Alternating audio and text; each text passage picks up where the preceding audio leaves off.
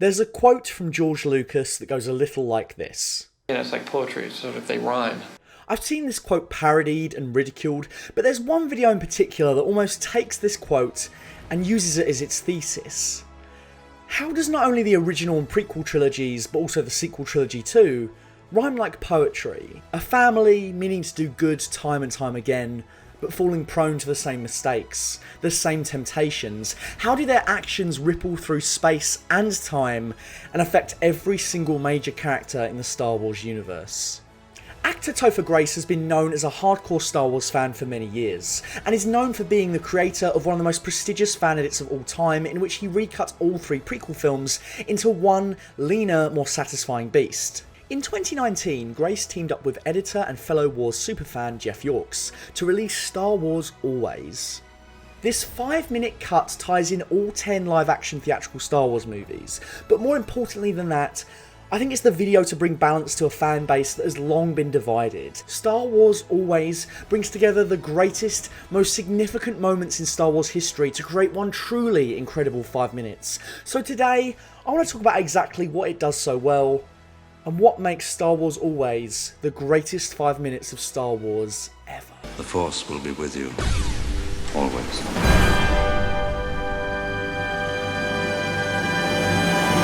So the edit begins with footage we might not actually be too familiar with. It's a deleted scene from the very first movie, which depicted an alternate opening. We were set to see Luke noticing a battle raging up above in space, which we would then discover is the Rebel blockade runner being pursued by a gargantuan Star Destroyer. In Star Wars Always, such a transition happens, and it's epic.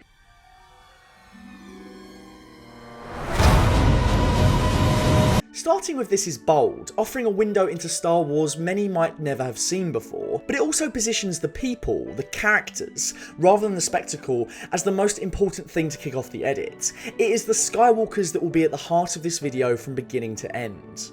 Here you'll see something which Jeff and Topher do repeatedly throughout the video. They take moments from an earlier episode and contextualise it by playing it alongside a key bit of dialogue. So here we see Luke meeting Obi-Wan Kenobi in episode 4, he retells the events of the Clone Wars, and that provides our first window into the prequel trilogy. Before the dark times. By the way, the music underscoring all of this first minute is the instrumental track used for the second Last Jedi trailer. So in a subtle way, Star Wars Always is using all 3 trilogies to tell its story, all at once, right from the off. First Galactic Empire! We cannot let 1,000 years of democracy disappear. We're shown Palpatine's rise to power and how it irrevocably changed the galaxy, but then that grand, large-scale conflict is brought right back down to Earth, or should I say Tatooine. I'm not going to wait around for the Empire to draft me into service. The rebellion is spreading. The time to fight is now! And I want to be on the side I believe in. Again, we get another sweet deleted scene, as we see Biggs Darklighter describe the creation of the rebellion, as we see the creation of the rebellion in Rogue One: A Star Wars Story. Again, this edit just lends context to each movie and ties it in, perhaps in a way that we know is obvious, but to see it all fit together like this is surely satisfying for any Star Wars fan. What follows is probably the first true masterstroke in editing here. He has too much of his father in him. That's what I'm afraid of. Each blade strike connects and then cuts to the next scene in such a smooth fashion, and we witness Skywalker anger in full force. Truly, Luke is his father's son. We see Anakin cut down Tusken Raiders, something which was hugely important to his dark side descent, as well as his battle with Obi-Wan on Mustafar. We're then shown Luke's dark side, continuing on into the sequel trilogy, where we witness what is perhaps his greatest mistake. Obi-Wan returns to give further context to the myth that is Anakin Skywalker, and by the way, the cut of Alec Guinness transforming into Ewan McGregor is perfection. You fought in the Clone Wars? Hearing Obi-Wan's original words cut to some truly awesome moments from Revenge of the Sith just legitimises that entire era of Star Wars for me. We're reminded that the prequel showed us all of that, and I think it really changes how we view the original scene in A New Hope. When we see Obi-Wan proclaim that he was a good friend, we believe him. And a cunning warrior. And he was a good friend. But we also remember how vicious their final encounter was. By juxtaposing these two lines together, it both hints at the eventual reveal of the truth that Obi-Wan conveniently left out, but also how quickly things turned catastrophic. Indeed, they were once brothers. It harkens back a little bit to the original Episode 3 trailer, which similarly used prequel footage cut to Obi's lamentations, although of course they didn't show the footage we have now. The Jedi Knights were the guardians of peace and justice in the Old Republic, before the Dark Times, before the Empire. The placement of this line, I want to learn the ways of the Force and become a Jedi like my father, will become more important as we go on, but for now, its usage here, after having witnessed all of Anakin's past transgressions, perfectly highlights the dangerous and destructive potential in Luke's journey to be. You've taken your first step into a larger world. Han Solo. I'm Captain of the Millennium Falcon. We then meet Han Solo in A New Hope, and those who remember the second trailer for Solo: A Star Wars Story will be instantly familiar with the use of another trailer track. You don't believe in the Force, do you? Kid, I've flown from one side of this galaxy to the other. I've seen a lot. I think Solo really delivered on the Kessel Run. It's a great sequence in the movie where we see Han take control of the Falcon in a baptism by fire, navigating an epic gauntlet of Imperial might, cosmic storms, and even a Lovecraftian monster. It's pretty cool. It really does deliver on the idea that Han has seen a lot of crazy stuff, and so by cutting this line and the scene together, it further helps to sell us on the notion that Alden Ehrenreich was every bit the Han Solo that Ford was. Alright, well, you're gonna need a nickname, because I ain't saying that every time. Chewie, get us out of here! We're then treated to a rapid-fire edit of A New Hope's best moments, including Leia's snark, You know, I was getting along fine before I met you two moon jockeys. and the gang's haphazard attempts to escape the Death Star, before ending on that incredibly iconic shot of the space station being obliterated. I'm looking for a Jedi Master. As we are taken through The Empire Strikes Back, the tone of the edit changes to reflect the tone of the original trilogy's sophomore installment, charting the tumultuous training of Luke, Yoda's doubts, and the ever-present lure of the dark side. Much anger in him. You're not all powerful. Well, I should be. Like his father. I will be the most powerful Jedi ever. Luke's dark side fall is cut with Anakin's dialogue from Attack of the Clones, and we get glimpses of both Force caves from Empire and Last Jedi. Luke Skywalker. I thought he was a myth. After having heard the legend of Anakin Skywalker moments prior, the video then repositions the young Luke Skywalker into a myth himself. Immediately following the introduction of Rey, the third generation hero, we're treated to another deleted moment, this time from episode 6. Luke framed in shadow with a new fluorescent green saber only further contributes to this idea of a mysterious, world-weary Luke, a Jedi Knight, later Master, who we begin to uncover more of as we continue. The entire edit jumps around in time but still tells a cohesive narrative, bringing together the odd line here or there, an image that perhaps meant something significant already, but is given new meaning merely by the way in which the story is told through Jeff and Topher's cuts. Before we cut to the next step in the original trilogy, Return of the Jedi, Jeff and Topher mix it up by instead first jumping to the elder Han Solo and his iconic speech from The Force Awakens. The Jedi were real. I used to wonder about that myself.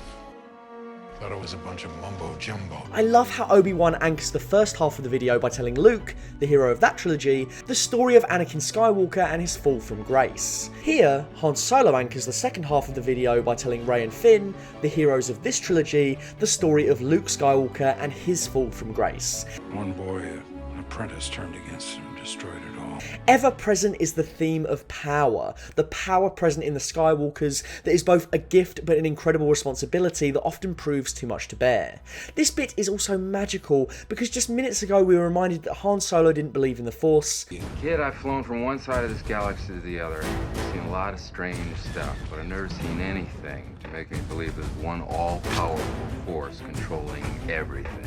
But now, Created by all living things. Crazy thing is, It surrounds us, it's true. it penetrates us, The Force, the Jedi, it binds the galaxy together. all of it. There is still good in it. It's all true. this was not only one of my favourite moments of that movie, it's one of the most satisfying payoffs of character development for Han Solo ever, and it exemplifies why taking a scruffy nerf herder like Han Solo and making him the old Jedi mentor by proxy was such an inspired decision. It's also here where we're shown the single most important act in the entire saga. Vader transforms back into Anakin Skywalker and chooses to save his son, vanquishing the Emperor in the process. For now. Long have I waited. Oh, they need to get that right. Oh boy. Oh, please get that right. Please. Seeing how someone who fell to the darkness came back is of course a poignant note to intercut amongst the words of a broken father, himself desperately hoping he can do what Luke did all those years ago for his own son. It's all true. Do you know what happened to him? The destruction of the Emperor signals another seismic shift in the video, and now it feels like both explosions are timed almost like act breaks in the story. We're brought right up to the latest instalment as we're treated to a shot of Act 2, Rey meeting Luke and the birth of Kylo Ren. Show me again the power of the darkness, grandfather, and I will finish what you started. The editors here decide to cut the awesome power of Darkseid Ben Solo with the Emperor's theme from Return of the Jedi, perhaps because it is the ultimate musical manifestation of the dark side, but also I think Jeff and Topher might have picked the Emperor's theme over, say, Vader's, because it represents how, just like the Emperor leading the Empire, Kylo Ren is leading the First Order. He's at the top of the food chain, surpassing his master and killing him just like Palpatine allegedly did to Plagueis. This all culminates in what amounts to a final stand in the video. We've seen how a Skywalker can so easily be turned through Obi-Wan's story, and now we see that crystallised in Kylo Ren, Anakin's grandson. And opposite him, the man who we just witnessed pull a Sith Lord back to the light, now tasked with fighting the Jedi he failed to train. Both Kylo and Luke come to represent not only the First Order and the Resistance, but ever-present temptation and redemption that has pulled every hero left and right.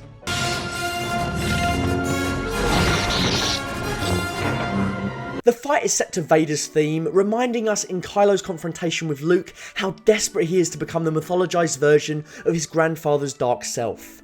As each strike comes close to the opposition, the clashing of blades from the very first on-screen lightsaber duel rapidly cuts in. Thematically, we're reminded that, tragically, this is not the first time a Skywalker has lashed out against someone who was once their friend, their ally, and their mentor. And I'll always be with you. Kylo was fully content to kill Luke, just like he did his father, fully committing to the dark side of the Force and squashing the chances of redemption that had been hinted at in Episode 8. But Star Wars isn't about giving up, and the light always returns. No, there is another. A line once meant to refer to Leia, now of course referring to Rey. No matter which era of Star Wars, there will always be another to rise against the dark side. It's a magnificent note to begin to close the edit on. And well, just take a look. You cannot escape your destiny.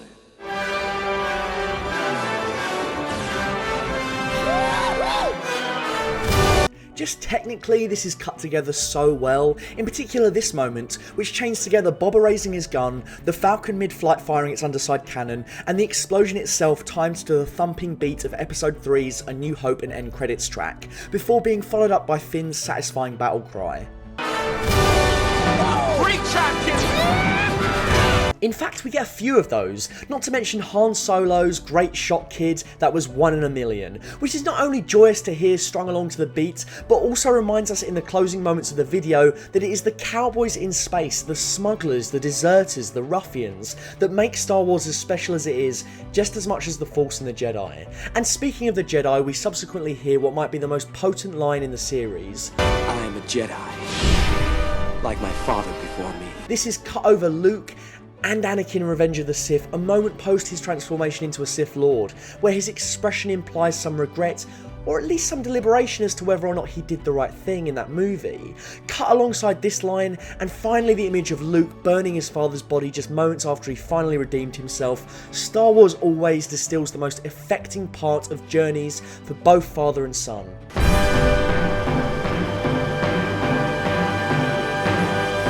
It then rapidly cuts in every single core character, or should I say every extended member of the Skywalker family, across all 3 trilogies. Hell, they even get Han Solo's iconic wink in there. And the final moment, we look to the future, to the end of the saga, and the character with which 1,000 generations live on in. So it's appropriate that Obi-Wan Kenobi can be heard uttering that the Force will be with you, always. I'd love to know if the team responsible for the latest Rise of Skywalker trailer have seen Star Wars Always, because it ends on a similar loving note. The Force will be with you. Always. Not only is Star Wars always just a technical feat, a true showcase of Jeff and Topher's editing prowess, but it can strike a chord with any Star Wars fan, and that's what makes it so special to me. Ben Child of The Guardian wrote, "There are, however, jarring moments when Alec Guinness's Obi-Wan Kenobi fondly remembers his old friend Anakin, and when Hayden Christensen's image flashes up." He then goes on to mention how the lightsaber-wielding Yoda from Attack of the Clones is kept firmly in his box. These comments, listed as pros as to why this ultimate blend of all 10 movies is so well done, feels like it is missing the point of Star Wars always by a Kessel Run-sized margin. I don't know which Star Wars films Jeff Yorks and Topher Grace like the most, nor which ones, if any, they despise. Star Wars always pays respect to every single live-action theatrical release. It may use some more sparingly than others, like Rogue One, but only because it is trying to tell the entire narrative in as succinct and as entertaining a manner as possible. At no point in the edit do I feel like the editors favour one era of Star Wars over another, and that is the kind of sheer positivity we as Star Wars fans surely need. Star Wars has had a rocky couple of years, and fans have been divided over the direction the series has taken, which is of course not unlike the divide that occurred during the release of the prequels in the early 2000s. It's going to happen every single time new Star Wars movies come out, it's unavoidable. But Star Wars always embodies the core, life-affirming, hope-inspiring tenets of the franchise. It's an edit that purposefully tosses aside the debates and the vitriol and just unashamedly displays what makes the franchise so magical. Whether you're someone who loves the prequel era, the sequel era, the Star Wars stories, even if you're an original trilogy purist, there's at least one cut in this video that will make you crack a smile, I guarantee it. There's really something here for everyone, no matter which generation of Star Wars you grew up with, and it ties them all together to nail the core values, themes and ideas that permeate the series. Family, revolution, the woes of history repeating itself, and seeing people make the same mistakes. But also the hope we place in those closest to us, and the will to believe the worthiest parts of them will always best the darkness that lingers inside. It uses the language of the movies, the trailers that hyped us, the scores that we have come to know by every measure, and of course the imagery that's been burned into our brains since we were tiny. Star Wars always is pure Star Wars ecstasy as far as I'm concerned, and every single Star Wars fan should watch it to bask in the magic that the series has delivered for over 40 years. As we look ahead to the conclusion of the Skywalker saga, Jeff and Topher's masterful work is the perfect way to remember that Star Wars has been and will be with you. Always.